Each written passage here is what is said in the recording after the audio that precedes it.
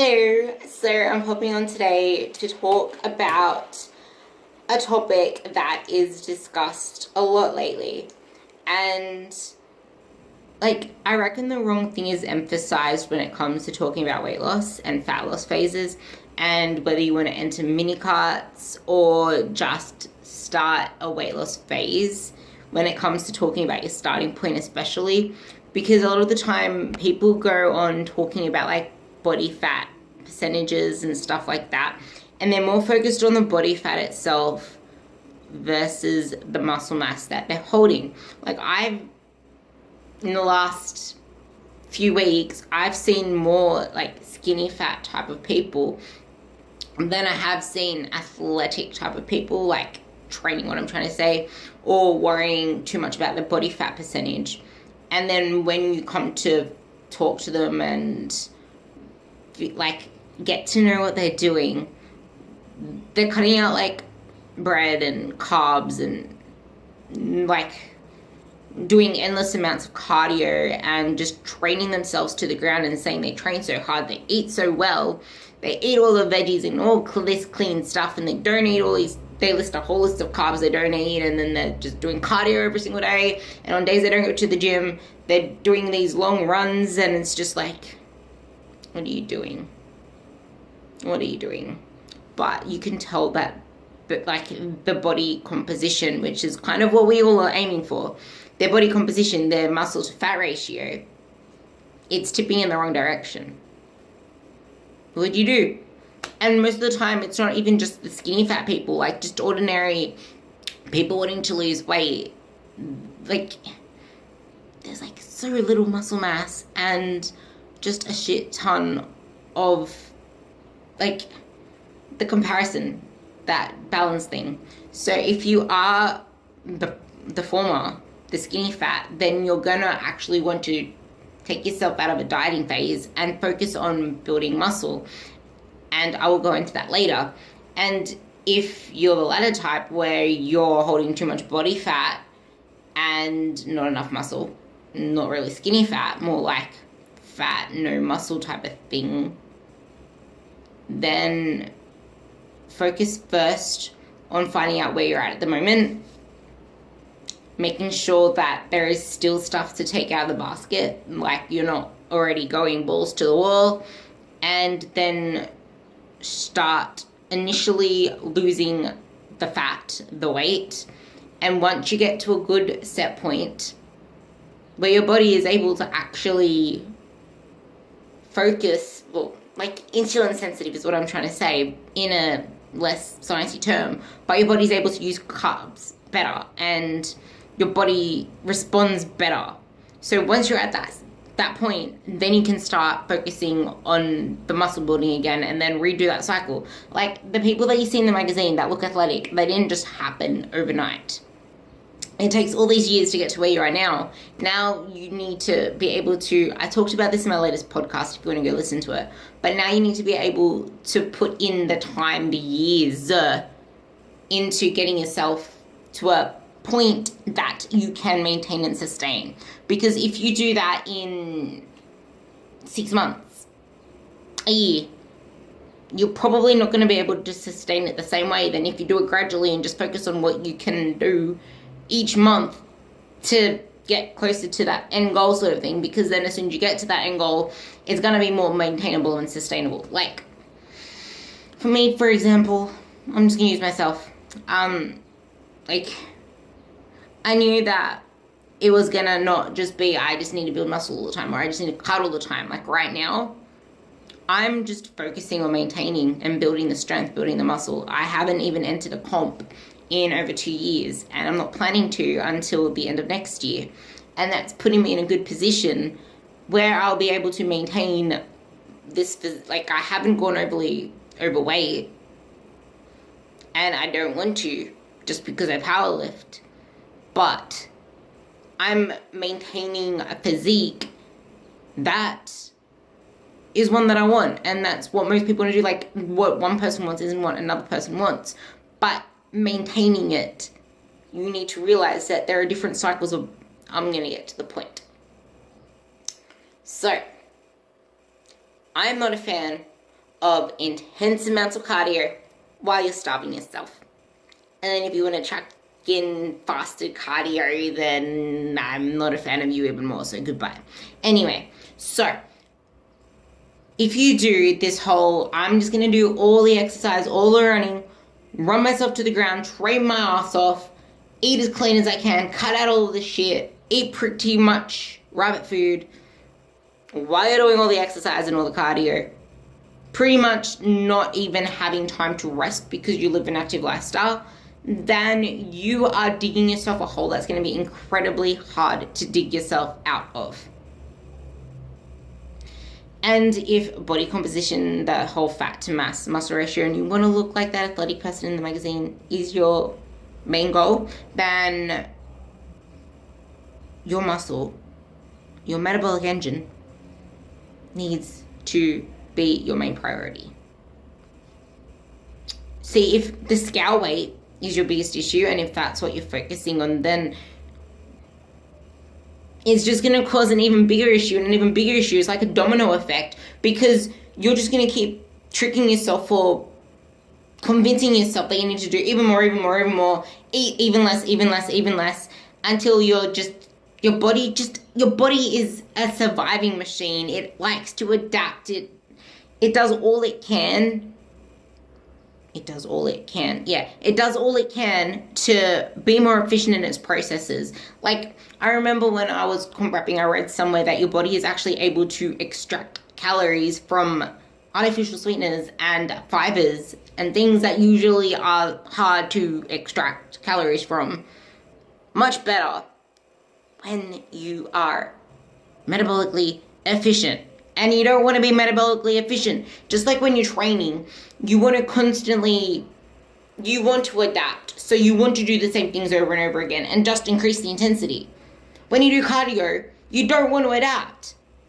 When you diet, you don't want to adapt. Because if you're adapting to that cardio mechanism, then doing that amount of cardio at that intensity, at that form of cardio, like you might have been so mechanically inefficient at it to start with, so you burnt more calories doing it, or your body was like, what the fuck are you doing? So you burnt more calories doing it, but now you've been doing it for how long? So your body knows how to do it, and it's just like, hello, it's play school. And then you're dieting, your body's starving, it's releasing all the hormones it can release to try and get you to stop starving yourself. It's making you hungrier. It's making you less satiated. It's like your leptin levels, you're going to lose them. They're not going to make you feel full anymore. Your ghrelin levels are going to be through the roof. And if you're a female, your body does not give a shit about you making babies if you're starving. So your hormonal reproductive system is gonna go down. And depending on how severe your dieting is and how much stress you're putting yourself under, that could be a prolonged period. I'm not gonna say it's a good thing, but it's normal for women to lose their menstrual cycles when they're in prolonged, extreme periods of dieting. But it's not something that you should maintain for long periods. Unless you're an athlete. If you're an elite athlete and you accept the consequences of what you are doing, and you are well aware of the consequences of what you are doing, and you want to chase that elite status, and you're putting yourself under extreme levels of stress, which is usually the cause of the HPA access, then okay. But for the general population, aka most of you, you don't want that to be something that you maintain. If it is, go get your bloods done, go see an endocrinologist. I am not a professional to give you advice in that manner, but I am going to say that it's not something that's good. Go see someone. Back to my point. The only way out of this hole is to accept that you need to gain some weight to heal the fat muscle issue. So, I'm going to paint you a visual. So, let's say you jumped onto the scale religiously every morning. You want to track the trends, right? And you find it not budging, and then it starts going down, and then it goes down a little bit more as you expect because you're in a calorie fucking deficit. but then the needle stops moving. Or the numbers stop going down. You just gave up bread. You tell yourself, I just gave up my cereals. I gave up my bread. I'm only eating veggies. I cut out all of my favorite carbs. All I want is ice cream. I want waffles. I want this. I want that. I'm eating so clean. I'm doing all the cardio, the exercise, but the needle's not moving. The weight isn't going down. So you had that success for a short period of time. You now weigh probably like 3 kilos less, maybe 6 kilos less, depending where you started from, because if you start really overweight and then you try to lose weight, then you can lose a lot more. But if you start like average and then want to lose more weight, and then probably like 3 kilos, but you're already on a really low calorie diet. You already cut out all the carbs. You're doing all the cardio. There's nothing left to take away, and you're pretty much back to the same starting point. And do you look in the mirror? Are you happy with what you see? Most probably not, because you were doing all the cardio and you cut out the main thing that fuels your performance and fuels your muscle growth, aside from protein. You just cut out carbs. Like carbs, you need carbs to put in the there are so many studies out there that have tested athletes on low carb diets, and they didn't do so well.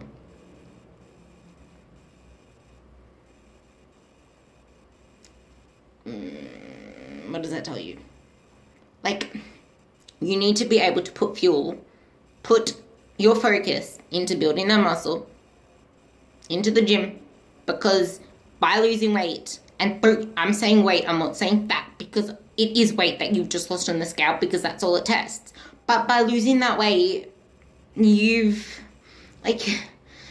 hurts my heart, because,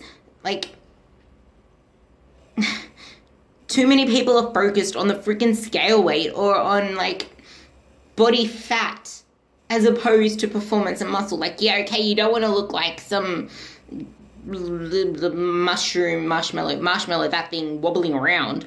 But you need to put your priorities first. If you have a lot of weight to lose, then cool, lose it. But if you are starting off at a point where it is more ideal to build muscle first, or you are starting at a point where you're pretty much hardly eating anything and you're doing all of the things, then you need to put yourself into the reverse or the recovery diet.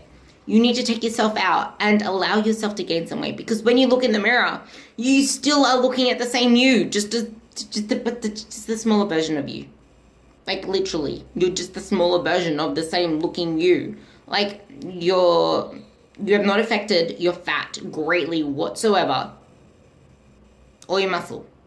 You do realize that when you're scrolling the gram and going through the newspapers and seeing these amazing people at the gym that have the lean athletic physiques that you're aspiring to, it's because they're actually holding a lot more muscle than you realize.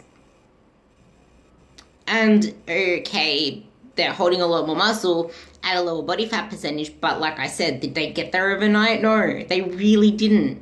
Consistency, going through the processes and knowing the processes, they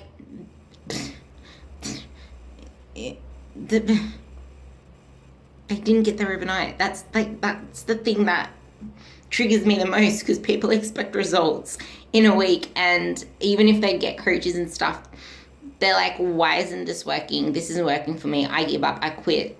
They don't try and talk to the coach about why it's not working for them or what they're finding hard with. They just expect it to be easy, and they expect it to happen in a week or overnight, and then when it doesn't, what the fuck do you do? You just feel that's why you need to realize that it is a process. You need to take your focus off the scale. That's why my Team Ruby is all about self-worth, self-empowerment, feeling fucking good. It's about feeling good. Because when all of that is in place, when your self-care, when you're focusing on just loving yourself and coming from a positive place, when that's all there, you are more likely to do things that fuel your performance, that fuel your body, that nourish your body. If you come from a place of hate and self-sabotage, think about it. Like, you need to focus off the scale, accept some weight gain, and enjoy performance and strength. And lift.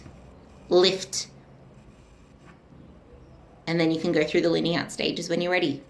Because those fit people, the athletic, lean looking people, they, like even me, we make maintaining and building muscle and strength our priority most of the time. Well, now I do anyway.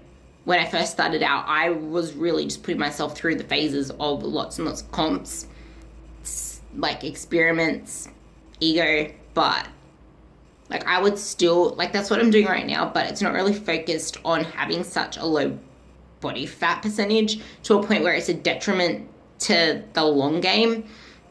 But yeah, I hope that helps. I did ramble a little, but I'm known for Ruby's rambles because yeah. So, if you have any questions, anything you want me to cover, let me know and I will cover it.